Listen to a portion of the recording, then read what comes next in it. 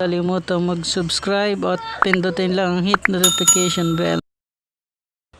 Mga kababayan ko, meron tayong isang tanong na gustong malaman ng halos lahat. Ito yung on why there is only a small drop in tuition fees despite there being no face-to-face classes. Nasagot na ni ano yan, and they may come up with the expanded explanation to the press para malaman ng lahat. As announced, schools will open on August 24, but there is still no face-to-face sessions until we get a vaccine.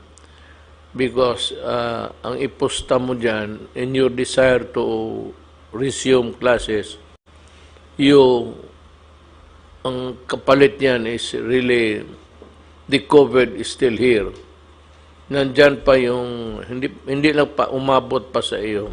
Instead, we will follow a blended learning approach. Part of this learning strategy is distance and online learning using communications, technology, and digital devices. Now, for the far-flung areas, meron siyang, yun nga ang kawawa dyan is yung, may radyo sana, walang TV, walang cellphone, wala lahat. Ito yung mahirap na kung mayroon na lang sana silang radyo, pwede nang mabutit na namatay yung ingay. No? Sabi ito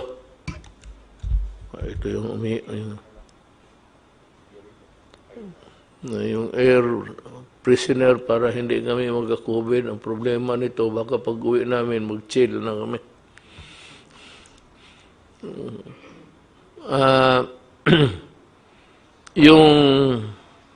That is not a problem of the Department of Education.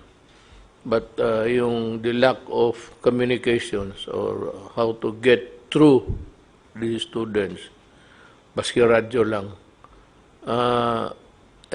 Ang radyo ngayon is hindi naman mahal.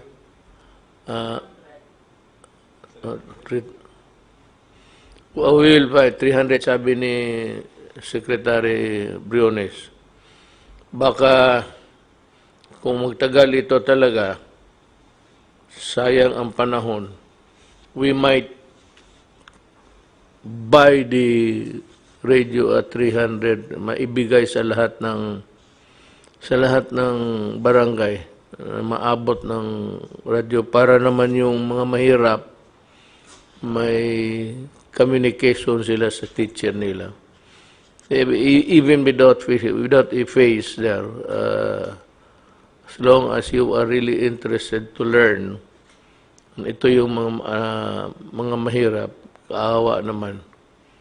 We will try to come up with something in the next few days. Maybe before the end of the week, I would be able to look for the money. Wala na tayong pera ngayon. I would look for the money to buy transistor radios to be distributed all throughout the country. We will try to do it. We might not be able to succeed to bring all of it to the barangay level, but we will try. I said, just give me until the end of the week. The battle of sa COVID is not over. Sabi ko, nandyan pa yung germ na yan at hindi nawawala. Depende lang. Arami na. Dito ang tinatamaan, it's about 26. It's still, I cannot say it's second wave because it is still increasing sa infected, tapos ang namatay is 1,000. Although what is very heartening is the recovery, which is about 6,252. It's a good record compared to the other countries. I don't know if it has something to do with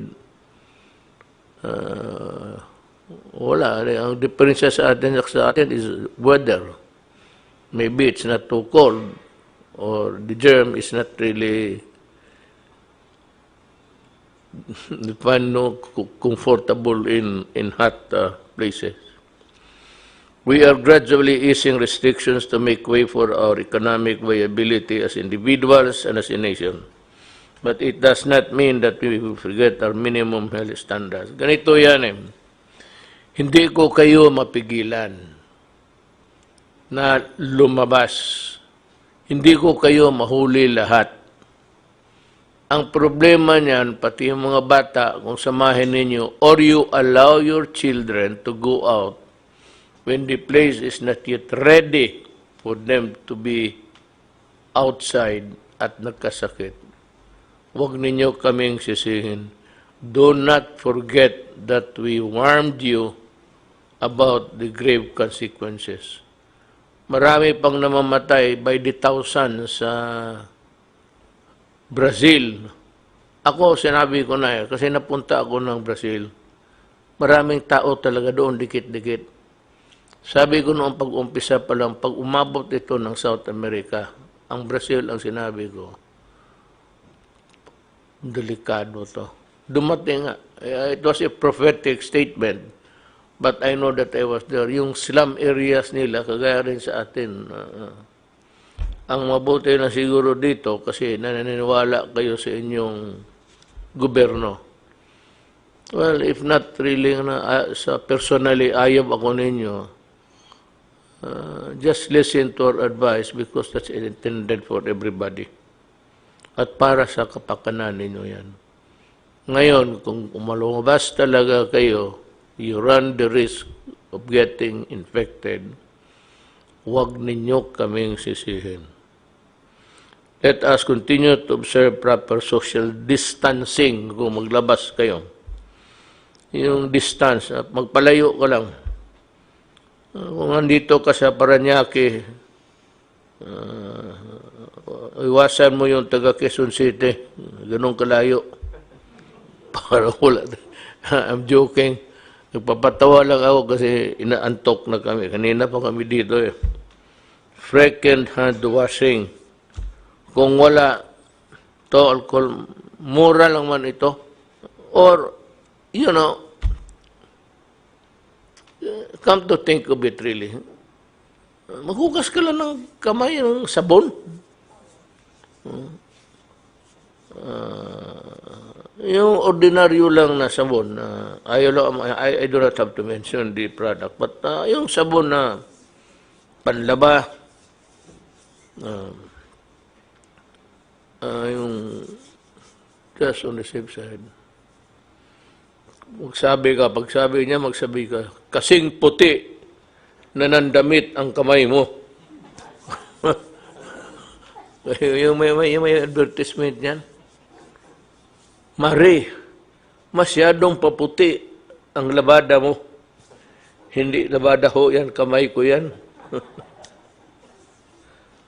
Bear in mind that you have a part in our collective effort to prevail against the pandemic.